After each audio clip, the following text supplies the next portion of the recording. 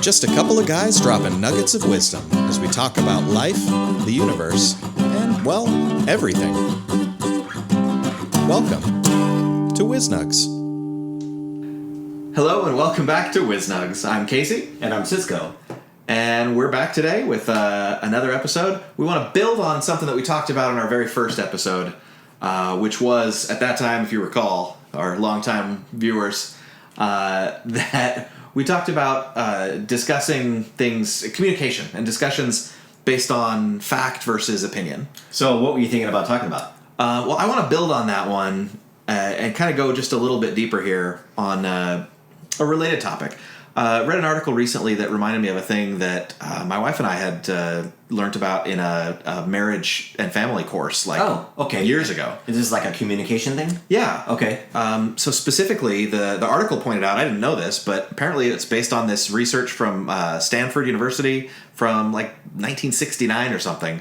Unfortunately, the names of the people escape me. So, but this isn't like a new age thing. This is something that's been around for a while, right? Okay. And it's a standard communication practice, apparently. Okay.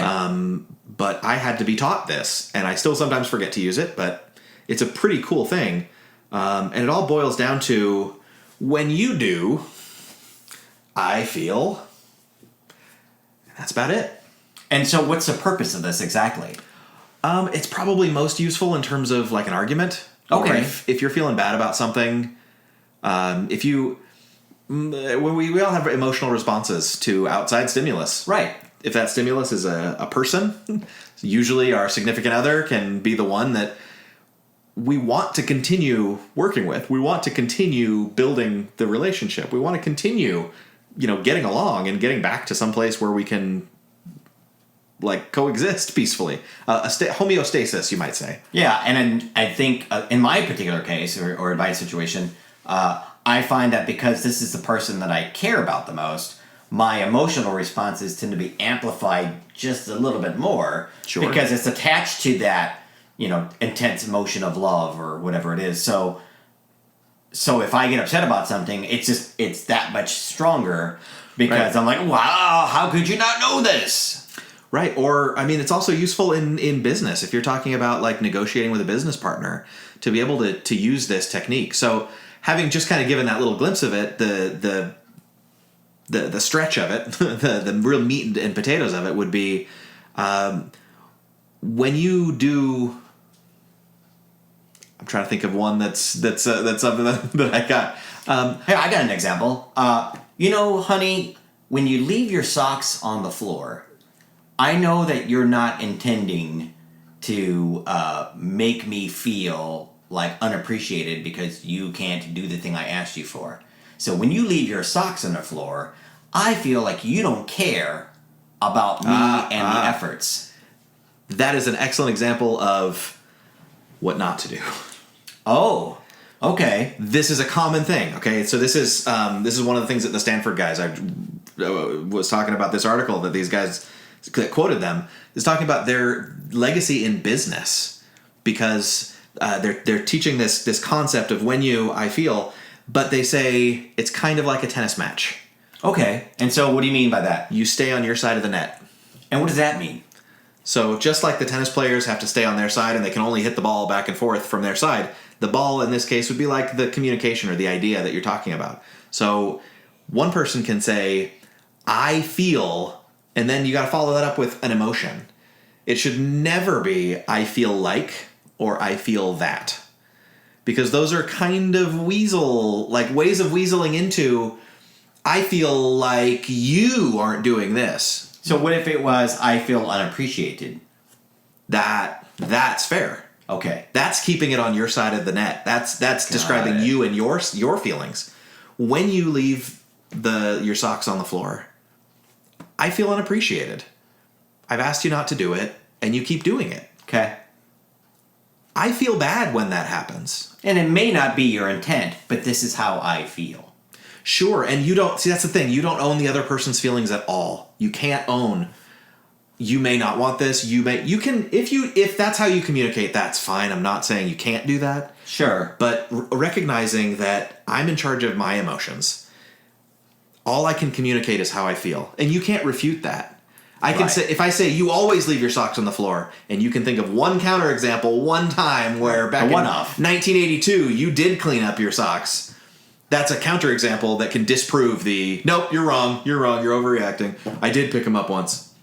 It's a whole thing, right? But instead you can say, when you do that, I feel unappreciated. I feel sad. I feel... Yeah, and ideally, if you care enough about your significant other, you're going to take that into account. It's like, okay, well, that's not my goal. I really don't intend for you to feel that way. So what can I do to change behavior or change attitude or whatever necessarily the change is to make sure that I'm no longer putting you in that emotional state? Sure. And that's ultimately the point of all this, is to get you a spot where you can jump into some kind of negotiation or further conversation without making it into an attack. If you're jumping over the net to say, you always do this and you made me feel this way, even that, you can't make someone feel something. Right. We talked about this before. We talked about the idea that you have an emotional response to something, but you get to choose how you want to react to it going forward. Right. Right. So yeah, I agree with that. I think that's a good way, right? And it's definitely to avoid confrontations that escalate to the point that you no longer can have communication because I'm so done with you right now. Right. I mean, recognizing that there's times where you need to take a step back and regroup, and maybe it's not a good time to talk. So maybe I have to step out of this because I'm too upset to discuss. That's absolutely fair. That kind of thing, it takes practice. It takes work to recognize your limits and your boundaries and to remember those things in the heat of the moment. Especially if this is not anything that was, as you say, it's been around for years, decades, and you never knew about it until someone hey, there's this thing that you can do, and it actually is very helpful in understanding the other people and where they're coming from and what their interpretations may be. And if you grew up in a childhood and an environment where that was never even the thing, is whether it was a heavenly dominant patriarchy type of thing or a single parent household and you just done what you're told because I don't have time for you right now, I got to go take care of things. Right? It's like, okay, well, I just got to bottle everything up and deal with it. And so now you're in a situation, well, now I got to actually communicate with somebody. And not because, there's no other option. It's because this is what I'm supposed to be doing. Right. And this communication style, using this particular exercise, it keeps things in the realm of, truth, for one. Sure. So that instead of saying, my interpretation of your behavior is that you wanted to hurt my feelings and you wanted me to feel bad and that's why you did this, we tell ourselves all kinds of stories. Sure. We can build up all kinds of narratives in our heads as to why this person did that thing that way and they really meant all this subtext underneath it. That's very common. We do it all the time. And that's part of where remembering to stay on your side of the net, that's important in this kind of conversation, because you can say, all I know is the behavior that you did is this. And I'm telling you that this is how I feel. See, the language is baked in. Yeah. This is how it makes me feel, we say. Right. But really, we might have an initial emotional reaction. We're going to have responses to things. Right. And we can own those things. But we have to choose how we're going to act after that. Right. And that's where it takes practice, right? Is I guess we're talking about two different things now, right? We've got the I feel, and then we've also got the emotional response, and then trying to put some kind of separation on that between just the instinct and where our emotions go based on our behaviors that we've learned over time and our coping strategies, whatever those may be, and how we want to respond. Yeah. Well, I think because, and not trying to say this in a derogatory way, I think we're all have a level of being a selfish type creature in general. And if we go even to the primal level of, I'm always going to do things that's going to be in my best interest, then even when we're in a partnership with somebody else, anything that you do that seems like it's not in my best interest, I might take, offense to, right? And then start, like you said, I start putting thoughts in my head like, what did he mean by that? What did she say? What did she mean when she said those things, right? I'm not that way. That's why would they? What, they're attacking me? And how many conversations do we see on TV shows? Or rather, the episode of the TV show is based on not having a conversation, I guess is what I mean to say. Right. There's miscommunication all abound. I can't tell her how I really feel. What will she think of me if I tell her how I really feel? I really wish he would talk to me sometimes because I really don't know what's on his mind, and he's so aloof. And if he would just tell me how he feels. It's great for drama. It's great for a TV show where you need the pathos and you need the interaction between the two people to be dramatic. Right. But who wants to live that way? Nobody wants to live in a sitcom. Right. Especially something that dramatic, right? I think for me, like, I want to be able to come home and say, you know what, this is how I feel right now. And so what's out there, I'm not saying that to be, off-putting or that nature. Just this is how I am at the moment, and then be able to communicate that honestly, and them know me well enough to say, okay, I know what that means.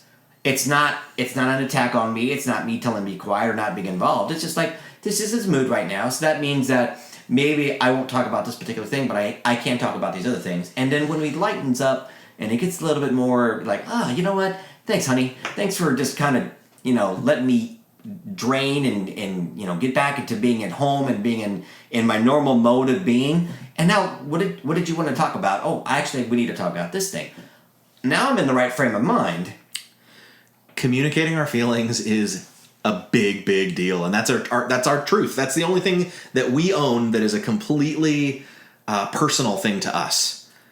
That no one else can. We can all dispute facts per se. We can say, "Oh, that's not how I understood that thing happened." Sure. But ultimately, you can look it up, or you can record it, or you can there are ways that you can start like getting it to the nitty gritty of actual facts. But when someone comes to you with, "This is how I feel," you can't refute that. Yeah. You can't say no, you don't feel that way. And don't demean it. Right? Right. Well, that's how you and your family always are. A bunch of sissies and you can't handle anything. Right? It's just, you have to, if you cherish the person, which hopefully we got to do a whole nother episode on name calling. Sure, no, I'm on board with that one. But I think it's important to be able to say, okay, he or she is being open with me, and they're telling me how they feel about a thing, and this is important to me because I want to make sure that we end up in a copacetic position of understanding. And I want her to know that, or him to know that I care. And if it's something that's being even slightly traumatic, I want to make sure that that's not the case going forward. That doesn't necessarily mean I'm going to be perfect and I'm always going to handle everything the same way. But at least I will be cognizant of the fact that, okay, let me think about this before I say this, right? And let me make sure I frame it up in a way that I'm conveying my feelings, but not making them interpret things, hopefully, again, making them, not saying things in a way that they will end up interpreting in a way that makes them feel like they did previously. Sure. And that's one of the hardest parts, though, is recognizing that we can't own someone else's interpretation. Right. And that's ultimately like the three, stages of communication, right? We have an idea in our own heads that we're trying to convey. So we put it into some form of expression, and then we put it out there. And then it's there. Right. It's out there. Whether we wrote it or said it or recorded it on a video and posted it to YouTube. Or we're writing a song for someone, whatever it is. We end up with this thing that's out there. We have this intention. Yeah. Then we put something out there. The other person perceiving that thing now has their own interpretation of it. Right. And it may be 180 degrees from what you intended it to be. And we can't own that. Right. We do our best to relieve miscommunications or, to get through a misunderstanding. But recognizing that putting something out there doesn't make you able to decide how other people view it. Right. You can hope that they view it a certain way. You can add disclaimers and trigger warnings and whatever to it to try and make sure that you're skirting the issue as well as you can. Ultimately, with those three sides, if you're continuing to communicate, you're continuing to work through it, you're both putting things out in the middle, and you're both interpreting those things. And this is another one of those techniques that I've picked up from communication classes and articles and all these different things, is to reflective listening. Okay. Is basically a form of restating what the person said to make sure that you understand it. Right. And that if you can restate, even whether you agree or not, if you can restate what the person has said in your own words and say, is this what you meant? That's a way of alleviating misunderstanding, because rather than trying to say, no, you're wrong, that's not true, or I didn't mean that, or whatever, you're saying, okay, what I think I'm hearing is that you feel like when I don't pick up my socks, that feels like a personal attack, or it feels like, is that right, that it feels like a personal attack? That's the option now for the other person to say, no, not a personal attack. I wouldn't say that.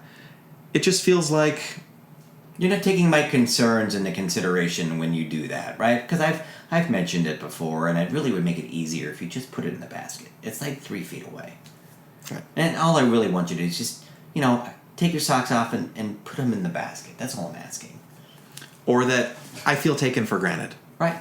And then again, the reflective listening version of that would be, okay, so what I'm hearing from you is that when I put this in, it's not a personal attack, but it does feel like you're doing more work than you should be doing.